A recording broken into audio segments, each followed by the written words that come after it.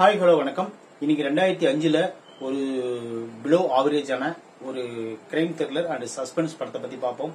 இந்த படத்தினோட ஸ்டோரி பார்க்கறதுக்கு முன்னாடி நம்ம சேனலை சப்ஸ்கிரைப் பண்ணி வச்சுக்கோங்க. இந்த படத்தினோட நேம் என்னன்னு பாத்தீங்கன்னா ரிவால்வர்.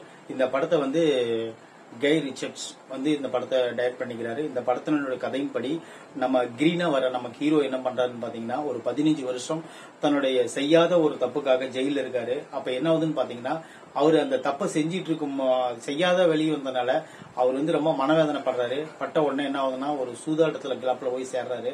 சேர்ந்த உடனே அங்க சூதாட்ட கிளப்ல அவர் சேர்ந்து அதை விளையாண்டு அதிகமா காசு சம்பாதிக்கிறத பார்த்துட்டு ஆப்போசிட் டீம் என்ன பண்றாங்கன்னு பாத்தீங்கன்னா இவர் கடத்தி இவருடைய உடம்புல ஒரு செல்ல அனுப்பிச்சிடுறாங்க. அது என்னன்னு பாத்தீங்கன்னா ரத்தத்துக்குள்ள கலந்துருது. கலந்த உடனே நீ 3 நாள்ல இறந்துருவ.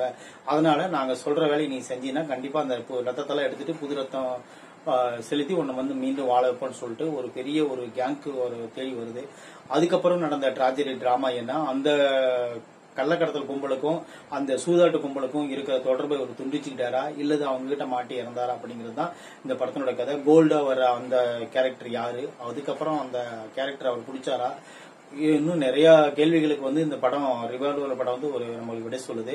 இந்த படம் படம் ஆரம்பிக்கும் போதே பின்னாடி ஒரு சவுண்ட் நம்மளுக்கு வந்துகிட்டே இருக்கும். என்னன்னா ஹீரோ பேசவே மாட்டாரு.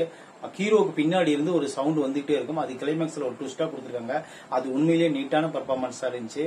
அப்புறம் ரெண்டாவது இந்த படத்தினுடைய ஆவரேஜ் டியூரேஷன் பாத்தீங்கன்னா ஒரு 1.25 மணி நேரத்துக்குள்ளே இருக்கிறதுனால பார்த்து நம்மளுக்கு என்ஜாய் பண்ற மாதிரி ஒரு நல்ல ஒரு கான்செப்ட் தான் கொடுத்துக்கிறாங்க.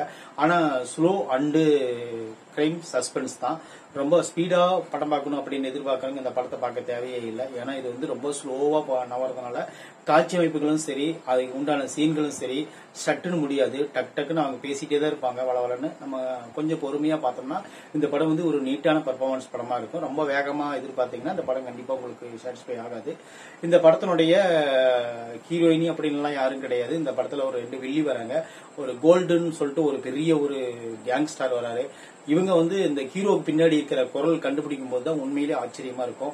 அதுக்கு முன்னாடி அவங்க கொடுக்கிற அந்த தண்டனைகள் எல்லாம் பாத்தீங்கன்னா வேற லெவல் தண்டனையா இருக்கும்.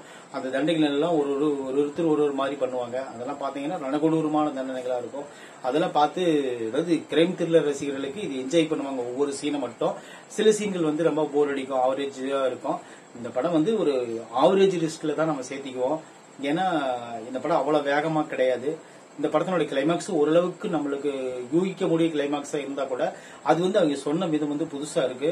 இந்த ரிவால் படத்துக்கு நம்ம என்ன ரேட் கொடுக்கறோம் பாத்தீங்கன்னா ஒரு 45 to 50 கொடுக்கலாம். அவ்வளவுதான் இதுக்கு ஒர்த்து. ஏன்னா சிஜி ஒர்க்ல இன்னும் நல்லா பண்ணிருக்குன்னு நான் நினைக்கிறேன். தேங்க்யூ. இந்த படத்தினுடைய ஸ்டோரி இதுவரை நீங்க கேட்டதுக்கு ரொம்ப நன்றி. நம்ம சேனலை சப்ஸ்கிரைப் பண்ணி வச்சுக்கோங்க, லைக் பண்ணிக்கோங்க. தேங்க்யூ.